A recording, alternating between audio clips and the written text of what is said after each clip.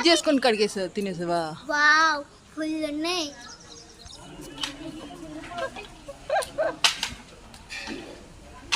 Taps ఉన్నాయి అక్కడ.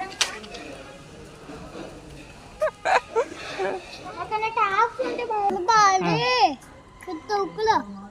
తొక్కులో జరుగు ప్రశస్తా బుడ్డి పెట్టరా బుడ్డి. ఒరే నేను వీడియోలో చూసుకుంటే వస్తాను. నా పెద్దకాయ నీకు కూడా పెద్దనా?